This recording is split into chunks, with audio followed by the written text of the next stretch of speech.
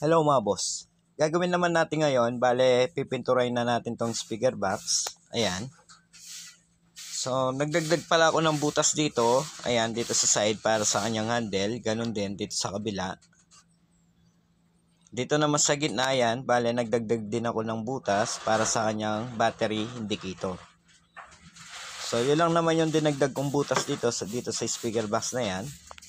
Ngayon, bago natin umpisahan yung pagpintura dito sa mga bago pa lang dito sa ating channel, huwag sana kalimutan mag-subscribe at pag-ipindot na notification bell para sa susunod na upload na gagawin natin, ma-notify kayo.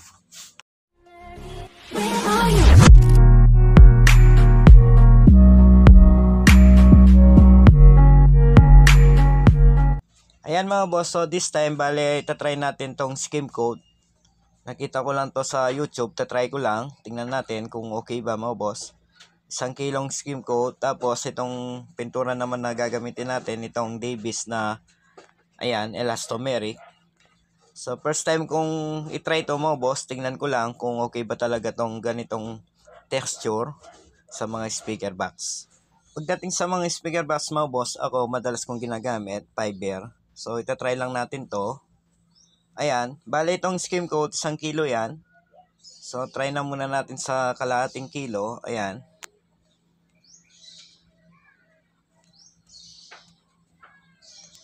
Ngayon mga boss, after natin mabuhos yung kalahating kilo na skim coat, so sunod naman tong pintura. Sa pintura naman mga boss, bale 1 liter yan. So tansyahin nyo na lang. Mali lang naman tong speaker box, kaya konti na muna yung haluin natin. So tama na muna yan mga boss.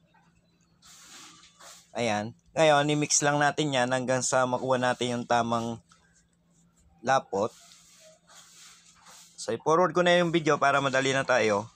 So ayan, kung titignan nyo, bale okay na yan. So tansyahin nyo na lang mga boss. Ang importante, ma-mix natin na maayos yung skim coat at yung pintura. Ngayon, bale gagamit tayo ng roller. So ito na muna yung gagamitin natin. Ayan. Ngayon mga boss, paid na natin. Ayan. So napakadali lang naman, para lang tayong normal lang na nagpipintura. Ayan. So kagandahan dito, napansin ko lang, hindi na natin kailangan pang masilyain tong speaker box. So dito sa skim coat, kaya nang takpan yung mga butas dito sa speaker box. So ito lang yung kagandahan dito. Hindi ko lang alam mga boss, kapag tumigas na tong pintura na yan, kung matibay ba.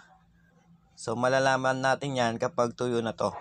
So sa ngayon mga boss, bale pipinturahin lang muna yan. So i-forward ko na tong video. Ayan mga boss, kung titignan nyo, bale tapos na namin mapinturahan tong speaker box. So tapos na rin namin maliya yan. So tama lang yung pino mga boss. Ayan, di gano'ng magaspang, di masyado mapino.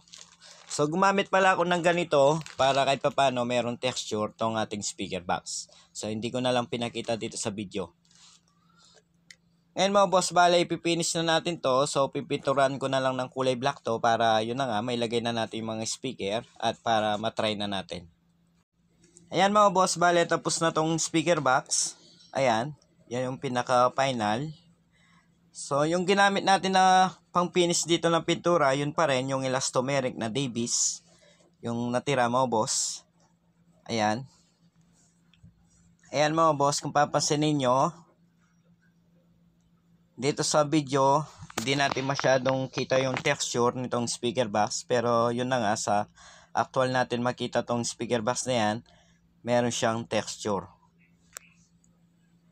So maganda naman mga boss. Ayan.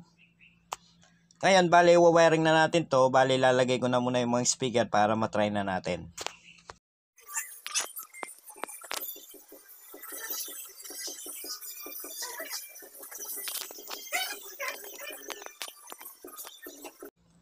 Ayan mga boss, kung titignan nyo, bale na ilagay ko na yung mga speaker.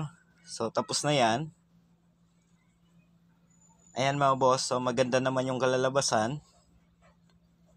So hindi pa pala nakasara yan mga boss, para yun na nga, may pakita ko yung likod nito sa inyo. Ayan. So titignan nyo mga boss, ayan yung mga battery. Tapos, yung amplifier nitong speaker, ayan, dyan natin nilagay para kahit papano hindi mag-overheat. Hindi natin nilagay sa itaas. So, yung connection nitong kanyang mga speaker, left and right, bale nakaparallel lahat yan dito sa left, ganun din dito sa right. So, hindi na ako nag-series connection dito sa kanyang mga speaker. Tama lang naman yung parallel connection. Ngayon mga boss, sasara ko na muna yung pinaka-cover dito sa likod para may actual test na natin.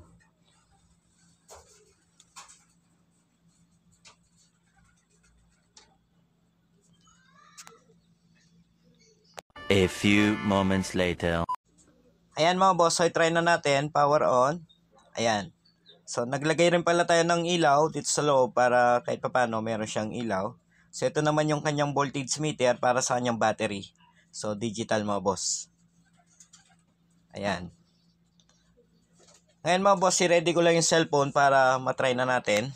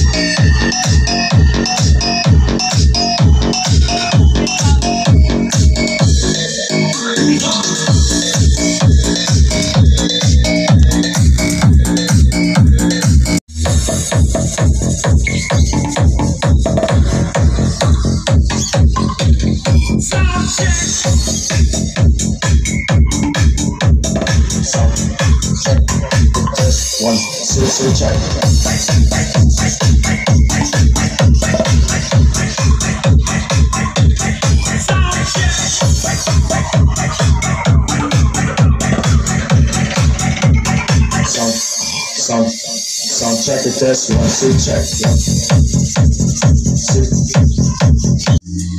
You open my eyes and you are gone. Suddenly I realize how I love you so. So when I'm all choked up and I can't find the words, every time we say goodbye, baby, it hurts. I close my eyes and make a wish, hoping you remember all this time. Yun mga boss, narinig nyo. So kayo nang umusga dito sa kanyang tunog. Pero para sa akin, lalo na sa actual testing, narinig ko mga boss, okay na okay para sa akin. Panigurado yung mayari dito mga boss, yung customer natin, panigurado 101% magugustuhan niya to. So yun lang mga boss, hanggang dito na lang tong ating video. Sa mga may gustong magpagawa, PM nyo lang ako dito sa aking Facebook, Darwin Giao. Ayan. Sa mga may balak lang naman mga boss, basta PM nyo lang ako dito sa aking Facebook account, Darwin Giao. So yun, hanggang dito na lang tong ating video. Sa mga hindi pa pala na-subscribe, huwag sanang kalimutan mag-subscribe at pag-ipindot na rin notification bell para sa susunod na upload na gagawin natin, ma-notify kayo. Hanggang sa muli mga boss, maraming salamat.